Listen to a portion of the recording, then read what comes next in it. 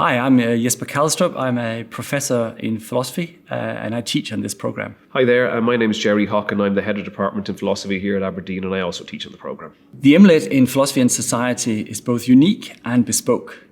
It's unique because it offers a number of dedicated courses in the area of applied philosophy. So that includes applied ethics, but also subjects such as social epistemology and applied philosophy of language. And it's a bespoke program because we're trying to put together courses that would suit the individual student given their diverse backgrounds and interests. This is a highly flexible program in three different ways.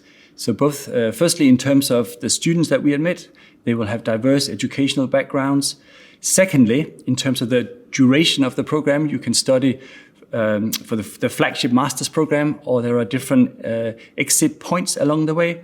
And then thirdly, there is also the option of studying either on a full-time basis or on a part-time basis. There's also flexibility at course level because the way that we've set it up is that a lot of the material is available from the very beginning of each course, so people can access it on a time frame that suits them. But there's a scaffolded approach where we make sure that everybody knows how to work through that material. Then we'll have live sessions every week for each of the courses, but again, we'll organise them flexibly in order to fit around people's other commitments and times that suit them. So I think there's three key benefits which relate to the sort of uniqueness that Jesper's already flagged up. So firstly, it's a unique program insofar as that the content covered is unique. This is focused on applied philosophy. And secondly, it's unique insofar as the expertise that the department draws together in this area is unusual, and you're unlikely to find that sort of broad expertise anywhere else or in any other program. And then thirdly, it's unique insofar as the cohort that we're trying to build is unique. So we want people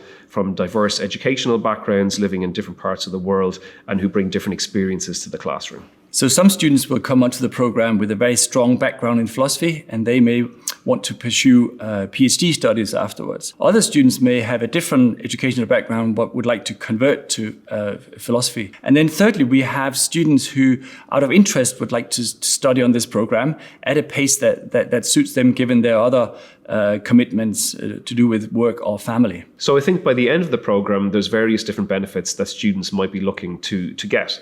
Firstly, they might be interested in career development and CPD and applying philosophical work in their professional context. Secondly, it might be more broad, that they're generally interested in applying academic research to various different areas of practice, whether it be professionally or in a personal capacity. And thirdly, as Jesper already mentioned, some students might want to use this as a sort of a stepping off point to pursue further PhD research. So apart from broadening their knowledge and deepening their understanding of philosophy, the students will also acquire a range of transferable skills. So these are skills to do with analyzing text, being able to argue constructively with their peers, but also presentational skills, being able to present material to a broad and typically non-academic audience. And finally, and perhaps most importantly for this program, the students will also be able to apply their knowledge in a real societal setting, demonstrating the real value of philosophy outside academia. So in relation to teaching, we have significant expertise in the department. Our current students value us as teachers, and we do very well in student satisfaction surveys. We're the recipient of various institutional teaching awards and qualifications, and in both the department and the institution more widely, we have a long experience of delivering online programs and supporting online students. The topics covered by the program will vary a little bit from year to year, but they will reflect the research expertise of the department, and they include things like the ethics of care in health, social robots and generative AI, inclusion and gender in philosophy of sport, and finally things like conspiracy theories, disinformation, and online digital trust. Thanks very much for listening to us. We hope you enjoyed learning more about the program.